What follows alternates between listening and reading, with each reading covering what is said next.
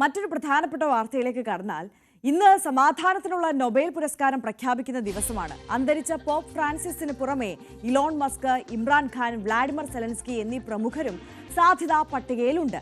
അതേസമയം നമ്മളെ എല്ലാവരെയും സംബന്ധിച്ച് ഏറെ ആകാംക്ഷ നൽകുന്ന ഒന്ന്, ഈ 7 യുദ്ധങ്ങൾ അവസാനിപ്പിച്ചെന്ന അവകാശവാദവുമായി US പ്രസിഡന്റ് ഡൊണാൾഡ് ട്രംപും ഈ നൊബേൽ പുരസ്കാരത്തിനായി ഏറെക്കാലമായി അത് ആഗ്രഹിച്ചുകൊണ്ട് മുന്നിലുണ്ട് എന്നുള്ളത് നമുക്കറിയാമല്ലോ. അപ്പോൾ ഇന്ന് ട്രംപിന് അത് കിട്ടുമോ ഇല്ലയോ എന്നുള്ള ആകാംക്ഷ നമുക്ക് മുന്നിൽ നിലനിൽക്കുകയാണ്. പക്ഷേ അവിടെ വരുന്ന ഒരു പ്രധാനപ്പെട്ട പ്രശ്നം എന്തെന്നാൽ, ഈ 2025 ജനുവരി വരെയുള്ള കാലയളവാണ് പ്രധാനമായും വിലയിരുത്തുക എന്ന ഒരു സാഹചര്യമുണ്ട്. അതുകൊണ്ട് തന്നെ ട്രംപിന്റെ സാധ്യത കുറവാണ് എന്ന ചില വിലയിരുത്തലുകളും ചില വിദഗ്ധർ നടത്തുന്നുണ്ട് എന്നതാണ്. അജയ് സുധാ ബിജു നമുക്കൊപ്പം ചേരുകയാണ് കൂടുതൽ വിവരങ്ങളുമായി ന്യൂസ് ഡെസ്കിൽ നിന്ന്. Ajay, good morning. അജയ്, നമുക്കറിയാം ഈ ട്രംപ് ഈ നൊബേൽ സമ്മാനത്തിന് വേണ്ടി എത്രത്തോളം വലിയ അവകാശവാദങ്ങൾ ചെയ്തതും ചെയ്യാത്തതുമായിട്ടുള്ള എന്തൊക്കെ കാര്യങ്ങളാണ് പറഞ്ഞു കൂട്ടിയിട്ടുള്ളത്, എവിടെയൊക്കെയാണ് മധ്യസ്ഥത വഹിക്കാൻ കഴിയുക, അവിടെയൊക്കെ പോയി ഇടപെടുക, ട്രംപിനെ ആരും ക്ഷണിച്ചില്ലെങ്കിൽ പോലും അവിടേക്ക് ഇടിച്ചു കയറുന്നതൊക്കെ നമ്മൾ കണ്ടതാണ്. എന്തിന് ഇന്ത്യയും പാകിസ്ഥാനും തമ്മിലുള്ള യുദ്ധം പോലും, ആ സംഘർഷ സാഹചര്യം പോലും ലഘൂകരിച്ചത് താനാണ് എന്നുള്ളത് നിരന്തരം ആവർത്തിച്ച് പറഞ്ഞുകൊണ്ടിരിക്കുന്ന ട്രംപിനെ നമ്മൾ കണ്ടതാണ്. അപ്പോൾ ഇതെല്ലാം ഈ നൊബേലിന് വേണ്ടിയിട്ടായിരുന്നു. പക്ഷേ ഇന്ന് കിട്ടാനുള്ള സാധ്യതയുണ്ടോ? ആര്യ, ട്രംപിൻ്റെ കാര്യം പറയുകയാണെങ്കിൽ ഈ കാഞ്ചനമാല മൊയ്തീന് വേണ്ടി കാത്തിരുന്നതിനേക്കാൾ കഷ്ടമായിട്ടാണ് അദ്ദേഹം ഈ സമാധാനത്തിനുള്ള നൊബേൽ പുരസ്കാരത്തിന് വേണ്ടി കാത്തിരിക്കുന്നത്. ഏതാണ്ട് 2009 മുതൽ തന്നെ ഈ കാത്തിരിപ്പ് തുടങ്ങിയതാണ്. അപ്പോൾ മുതൽ തന്നെ അദ്ദേഹം പരസ്യമായി പല വേദികളിലും ഒരു ഇൻഡയറക്റ്റായിട്ട് ഈ നൊബേൽ പുരസ്കാരം താൻ സമാധാനത്തിൻ്റെ ദൂതനാണെന്ന് ഉൾപ്പെടെയുള്ള കാര്യങ്ങൾ വിളിച്ചു പറഞ്ഞിരുന്നു. പിന്നെ തുടർന്നിപ്പോൾ രണ്ടാമത്തെ ടേമിൽ പ്രസിഡന്റ് ആയതിനു ശേഷം ഇത്തരം വാദങ്ങൾ അദ്ദേഹം ഈ നൊബേൽ പുരസ്കാരം തനിക്ക് വേണം എന്നുള്ള വാദങ്ങൾ ഡയറക്റ്റായി തന്നെ ഉന്നയിച്ചു തുടങ്ങി. അദ്ദേഹം പിന്നെ പ്രധാനമായിട്ടും എടുത്തു വെച്ചത് ഇത്തരത്തിൽ ആര് സൂചിപ്പിച്ചതുപോലെ തന്നെ ചെയ്തതും ചെയ്യാത്തതുമായിട്ടുള്ള പല കാര്യങ്ങളും എടുത്ത് വയ്ക്കുന്നുണ്ട്. ഇന്ത്യ പാകിസ്ഥാൻ യുദ്ധം അവസാനിപ്പിച്ചത് താനാണെന്നുള്ള വാദം അദ്ദേഹം ആവർത്തിച്ച് പല വേദികളിലും വീണ്ടും വീണ്ടും എടുത്ത് സൂചിപ്പിക്കുകയുണ്ടായി. ഇപ്പോൾ ഈ അടുത്ത് ഇപ്പോൾ കഷ്ടിച്ച ഒരു 3-4 ദിവസം മുമ്പ് വരെ അദ്ദേഹം വൈറ്റ് ഹൗസിൽ മാധ്യമങ്ങളോട് സംസാരിക്കുന്നതിനിടെ വരെ ഈ കാര്യം പറഞ്ഞിരുന്നു. അപ്പോൾ ഇത്തരത്തിൽ ആവർത്തിച്ച് അദ്ദേഹം തനിക്ക് സമാധാനത്തിനുള്ള നൊബേൽ പുരസ്കാരം കിട്ടാനുള്ള എല്ലാ വാദങ്ങളും ഉന്നയിച്ചു കൊണ്ടിരിക്കുകയായിരുന്നു. ഇപ്പോൾ അതിൻ്റെ ഏറ്റവും പുതിയ ഒരു എപ്പിസോഡാണ് ഇപ്പോൾ നിലവിൽ ഗാസയിൽ നടക്കുന്ന സമാധാന കരാർ എന്ന് പറയുന്നത്. ആ സമാധാന കരാർ ഇപ്പോൾ പ്രാബല്യത്തിൽ വരുന്ന ഈ ഘട്ടത്തിൽ ഇപ്പോൾ ഇസ്രായേൽ പ്രധാനമന്ത്രി ബെഞ്ചമിൻ നെതന്യാഹു വരെ ട്രംപിന് പുരസ്കാരം കൊടുക്കണം എന്ന് ആവശ്യപ്പെട്ടുകൊണ്ട് രംഗത്ത് വന്നിട്ടുണ്ട്. ഇടയ്ക്ക് വെച്ച് നോക്കുകയാണെങ്കിൽ ഈ പാകിസ്ഥാൻ ഡെലിഗേഷൻ വരെ അവർ വരെ ട്രംപിന് നൊബേൽ പുരസ്കാരം വേണം എന്നുള്ള രീതിയിൽ വിശേഷിപ്പിക്കുകയുണ്ടായിരുന്നു. അതുപോലെ തന്നെ തീവ്ര വലതുപക്ഷ ഗ്രൂപ്പുകൾ, പിന്നെ നോക്കുകയാണെങ്കിൽ വൈറ്റ് ഹൗസിൽ ട്രംപിൻ്റെ അനുയായികൾ, ഇവരെല്ലാവരും ആവർത്തിച്ച് ആവശ്യപ്പെട്ടുകൊണ്ടിരിക്കുകയാണ്. നമ്മൾ സോഷ്യൽ മീഡിയ, ട്വിറ്ററൊക്കെ എടുത്ത് നോക്കുകയാണെങ്കിൽ ഇതിനെ സംബന്ധിച്ച് ഒരു ക്യാമ്പയിൻ തന്നെയുണ്ട്. എന്നാൽ ഈ ആവശ്യങ്ങളെല്ലാം ഒരു വിഫലമായി പോകുമോ എന്നുള്ള കാര്യം തന്നെയാണ്, അതിനുള്ള സാധ്യതയാണ് പ്രധാനമായിട്ടും കാണുന്നത്. കാര്യം 2025 ജനുവരി വരെയുള്ള കാലയളവാണ് പ്രധാനമായിട്ടും ഈ സമാധാനത്തിനുള്ള നൊബേൽ പുരസ്കാരത്തിന് വേണ്ടി പരിഗണിക്കുക. അങ്ങനെ നോക്കുകയാണെങ്കിൽ ട്രംപിൻ്റെ ഈ വാദങ്ങളെല്ലാം അതിന് ശേഷമാണ് പ്രധാനമായിട്ടും വന്നത്. അതുകൊണ്ട് തന്നെ ഈ ഒരു ആവശ്യം തള്ളിപ്പോകാനാണ് സാധ്യത കൂടുതൽ. എന്നാൽ ട്രംപിൻ്റെ അനുയായികളും വലതുപക്ഷ ഗ്രൂപ്പുകളും പറയുന്നത് അത്ഭുതങ്ങൾ സംഭവിക്കാൻ സാധ്യതയുണ്ട്, ട്രംപിൻ്റെ പേര് വേണമെങ്കിൽ പരിഗണിക്കാം എന്നുള്ള രീതിയിൽ പറയുന്നു. ഇപ്പോൾ നിലവിൽ ഇസ്രായേൽ പ്രധാനമന്ത്രി ഉൾപ്പെടെ ഇത്തരമൊരു ആവശ്യം ഉന്നയിച്ചുകൊണ്ട് ശക്തമായി രംഗത്ത് വന്ന സാഹചര്യത്തിൽ അത്ഭുതങ്ങൾ സംഭവിക്കുമോ എന്നുള്ളത് നമുക്ക് നോക്കിക്കാണാം. ഈ സമാധാനത്തിനുള്ള നൊബേൽ പുരസ്കാരത്തിൻ്റെ കാര്യം പറയുകയാണെങ്കിൽ ഇന്ന് ഉച്ചയ്ക്ക് 2:30 കഴിഞ്ഞതിന് ശേഷമായിരിക്കും ഈ പുരസ്കാരത്തിൻ്റെ ഔദ്യോഗിക പ്രഖ്യാപനം ഉണ്ടാവുക. 1901 മുതൽ പ്രഖ്യാപിക്കാൻ തുടങ്ങിയതാണ്. നോർവേയിലാണ് പ്രത്യേക ഒരു നോർവേജിയൻ കമ്മിറ്റി ഉണ്ട് ഈ അവാർഡ് പ്രഖ്യാപിക്കാൻ. ഓസ്ലോയിലുള്ള നൊബേൽ ഇൻസ്റ്റിറ്റ്യൂട്ടിലാണ് 5 അംഗങ്ങൾ ചേർന്ന് ഇത് പ്രഖ്യാപിക്കുന്നത്. അപ്പോൾ ഇന്ന് എല്ലാവരും ഉറ്റുനോക്കുന്നത് ഉച്ചയ്ക്ക് 2:30 ഈ ഒരു അവാർഡ് പ്രഖ്യാപനത്തിന് വേണ്ടി.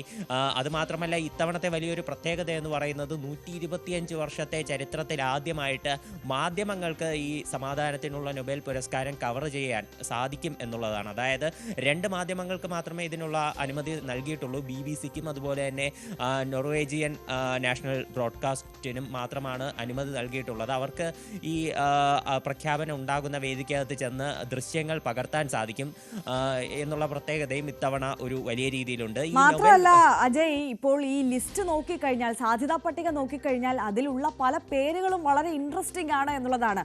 ഇമ്രാൻഖാന്റെ പേരുണ്ട്, ഇലോൺ മസ്കിന്റെ പേരും ഒക്കെ അതിൽ ഇടം പിടിച്ചിട്ടുണ്ട് എന്നതാണ്. തീർച്ചയായിട്ടും ഇത്തവണത്തെ ലിസ്റ്റ് വളരെയധികം ഒരു ഇൻട്രസ്റ്റിംഗ് തന്നെയാണ്. ഇത്തവണ ട്രംപിനെതിരായിട്ട് US-ൽ നിൽക്കുന്ന ഒരു പ്രമുഖനാണ് ഇലോൺ മസ്ക്. അദ്ദേഹത്തിൻ്റെ പേര് ഇത്തവണത്തെ ലിസ്റ്റിൽ ഇടം പിടിച്ചിട്ടുണ്ട്. ട്രംപ് തൻ്റെ ഈ ഒരു നൊബേൽ പുരസ്കാരം, സമാധാനത്തിനുള്ള നൊബേൽ പുരസ്കാരം, അദ്ദേഹത്തിന് അതിനുള്ള ആഗ്രഹം കൂടി അത് വലിയൊരു ഡെസ്പറേറ്റ് ആയിട്ട് കാത്തിരിക്കാൻ തുടങ്ങിയത് പ്രധാനമായിട്ടും അദ്ദേഹത്തിൻ്റെ എതിരാളിയായിട്ടുള്ള ബരാക് ഒബാമയ്ക്ക് ഈ പുരസ്കാരം ലഭിച്ചതിന് ശേഷമാണ്. ഇപ്പോൾ ഈ ഇലോൺ മസ്കും ഈ സാധ്യതാ പട്ടികയിൽ ഉള്ളത് കൊണ്ട് തന്നെ ട്രംപിന് അത് വലിയൊരു തലവേദനയായിട്ടുണ്ട്. ഇനി എങ്ങാനും ഇലോൺ മസ്കിന് കിട്ടുമോ എന്നുള്ളൊരു ഭയവും അദ്ദേഹത്തിനുണ്ട്. പിന്നെ മറ്റ് പേരുകൾ നോക്കുകയാണെങ്കിൽ അന്തരിച്ച പോപ്പ് ഫ്രാൻസിസ്, അദ്ദേഹം ഈ കൂട്ടത്തിലുണ്ട്. പിന്നെ നോക്കുകയാണെങ്കിൽ ഇമ്രാൻഖാൻ, പാകിസ്ഥാൻ്റെ മുൻ പ്രധാനമന്ത്രിയാണ്. അദ്ദേഹത്തിൻ്റെ പേര് ഈ ലിസ്റ്റിൽ ഉൾപ്പെടുത്തിയിട്ടുള്ളത്. പാകിസ്ഥാനിൽ ജനാധിപത്യം പുനഃസ്ഥാപിക്കാൻ അതിനു വേണ്ടിയിട്ടുള്ള പ്രവർത്തനങ്ങൾ, മനുഷ്യാവകാശ പ്രവർത്തനങ്ങൾ നടത്തുന്നു എന്നുള്ള ഒരു കാരണം പറഞ്ഞിട്ടാണ് ഇമ്രാൻഖാൻ്റെ പേരുള്ളത്. അതുപോലെ തന്നെ വ്ളാഡിമിർ സെലൻസ്കിയുടെ പേരുണ്ട്. അതും ഇൻട്രസ്റ്റിംഗ് തന്നെയാണ്. റഷ്യ യുക്രൈൻ യുദ്ധം നടന്നുകൊണ്ടിരിക്കുന്ന സാഹചര്യത്തിലാണിത്. എന്നാൽ സെലൻസ്കിയുടെ പേര് ഈ ലിസ്റ്റിലേക്ക് വന്നത് റഷ്യൻ ആക്രമണത്തെ പ്രതിരോധിക്കാൻ ശ്രമിക്കുന്നു, രാജ്യത്ത് സമാധാനം പുനഃസ്ഥാപിക്കാൻ വേണ്ടിയിട്ടുള്ള ശ്രമങ്ങൾ നടത്തുന്നു എന്നുള്ള കാര്യം പറഞ്ഞിട്ടാണ് സെലൻസ്കിയെ ഈ ലിസ്റ്റിലേക്ക് ആഡ് ചെയ്തത്. മാത്രമല്ല ചില സംഘടനകളും ഇപ്പോഴത്തെ ഈ ലിസ്റ്റിലുണ്ട്. പ്രധാനമായിട്ടും സുഡാൻ എമർജൻസി റെസ്പോൺസ് റൂംസ്, അവിടെ സുഡാനിലുള്ള ആഭ്യന്തര സംഘർഷങ്ങൾ അത് പരിഹരിക്കാൻ വേണ്ടിയിട്ടുള്ള പ്രവർത്തനങ്ങൾ നടത്തുന്നു എന്ന് പറഞ്ഞിട്ടാണ് ഇവർ ഈ ലിസ്റ്റിലുള്ളത്. മാത്രമല്ല ഡോക്ടേഴ്സ് വിത്തൗട്ട് ബോർഡേഴ്സ്, പിന്നെ കമ്മിറ്റി ടു പ്രൊട്ടക്ട് ജേർണലിസ്റ്റ്, പിന്നെ യുണൈറ്റഡ് നേഷൻസ് റെഫ്യൂജി ഏജൻസി, ഇത്തരം സംഘടനകളെല്ലാം ഈ ലിസ്റ്റിൽ ഉൾപ്പെടുത്തിയിട്ടുണ്ട്. ഇവരെല്ലാം പ്രധാനമായിട്ടും ഈ ലിസ്റ്റിൽ വന്നത് ഗാസയിൽ നടത്തുന്ന സമാധാന പ്രവർത്തനങ്ങൾ അത് പരിഗണിച്ചുകൊണ്ടാണ് ഇത്തരം ഏജൻസികളെല്ലാം ഈ ലിസ്റ്റിൽ വന്നത്. ഈ നോക്കുകയാണെങ്കിൽ യുണൈറ്റഡ് നേഷൻസ് റെഫ്യൂജി ഏജൻസി, അവർ ഇതിനു മുമ്പേ 2 തവണ സമാധാനത്തിനുള്ള നൊബേൽ പുരസ്കാര ജേതാക്കളായിരുന്നു. അവരുടെ പേര് ഇത്തവണയും പരിഗണിച്ചിട്ടുണ്ട്. അവർ വിജയിക്കുമോ എന്നുള്ള ഒരു ആകാംക്ഷയുമുണ്ട്. പ്രത്യേകിച്ച് ഈ റെഫ്യൂജി പ്രശ്നങ്ങളെല്ലാം നമ്മുടെ ലോകത്ത് ഇപ്പോഴും സജീവമായിട്ട് നിൽക്കുകയാണ്. അതിന് റെഫ്യൂജികളെ സംരക്ഷിക്കാൻ വേണ്ടിയിട്ടുള്ള പ്രവർത്തനങ്ങൾ നടത്തുന്നു എന്ന് പറഞ്ഞിട്ടാണ് ഇവരുടെ പേര് ഉൾപ്പെടുത്തിയിട്ടുള്ളത്. അപ്പോൾ ഇത്തരത്തിൽ മുൻപ് കിട്ടിയിട്ടുള്ളവരുൾപ്പെടെ ഇത്തവണത്തെ ലിസ്റ്റിൽ അജയ്, എന്തായാലും ഈ 2025 ജനുവരി വരെ എന്നുള്ളൊരു മാനദണ്ഡം വെച്ചത് കൊണ്ടാണ് ഒരുപക്ഷെ ട്രംപിന്റെ സാധ്യത ഒരല്പം മങ്ങുന്നത്. പക്ഷെ അതിനപ്പുറം അടുത്ത വർഷം കിട്ടാനുള്ള സാധ്യത അതിലേറെ കൂടുകയും ചെയ്യുന്ന ഒരു സാഹചര്യമുണ്ട് ഇത്തവണ കിട്ടിയില്ലെങ്കിൽ. അതെ, അങ്ങനെ ഒരു തീർച്ചയായിട്ടും സാഹചര്യങ്ങൾ നിലവിലുണ്ട്. പ്രധാനമായിട്ടും ഇപ്പോഴത്തെ ഒരു ലോക സാഹചര്യം നോക്കുകയാണെങ്കിൽ പല രാജ്യങ്ങളിലും സംഘർഷങ്ങൾ, പ്രശ്നങ്ങൾ എല്ലാം നിലനിൽക്കുന്ന ഒരു സാഹചര്യമുണ്ട്. മാത്രമല്ല ഇപ്പോഴും തുടരുന്ന ഒരു വലിയ തലവേദനയായിട്ട് ലോകരാജ്യങ്ങൾക്ക് മുൻപിൽ നിൽക്കുന്നൊരു പ്രതിസന്ധിയാണ് റഷ്യ യുക്രൈൻ യുദ്ധം. അപ്പോൾ അത് ഇപ്പോൾ പരിഹരിക്കാനുള്ള ശ്രമങ്ങൾ ട്രംപ് തുടങ്ങിക്കഴിഞ്ഞു. പിന്നെ US-ൻ്റെ മുൻപ് മുതലുള്ള ഒരു ചരിത്രം നോക്കുകയാണെങ്കിൽ മറ്റ് രാജ്യങ്ങളുടെ ആഭ്യന്തര പ്രശ്നങ്ങളിൽ കയറി ഇടപെട്ട് ഒന്നുകിൽ പ്രശ്നം വഷളാക്കുക, അല്ലെങ്കിൽ അങ്ങനെയുള്ളൊരു കാര്യം US പണ്ട് മുതലേ ചെയ്തു വരാറുണ്ട്.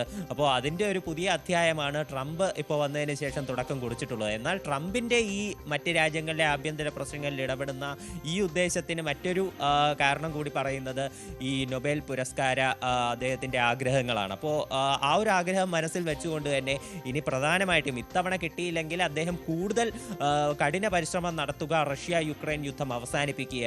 ആ ഒരു യുദ്ധം അവസാനിപ്പിച്ച് അടുത്ത തവണത്തേക്കെങ്കിലും തൻ്റെ പേര് ഈ പരിഗണിക്കുക, എങ്ങനെയെങ്കിലും ഈ പുരസ്കാരം ഒബാമയ്ക്ക് തുല്യനായി വാങ്ങിച്ചെടുക്കുക എന്നുള്ളൊരു ലക്ഷ്യമാണ് അദ്ദേഹത്തിനുള്ളത്.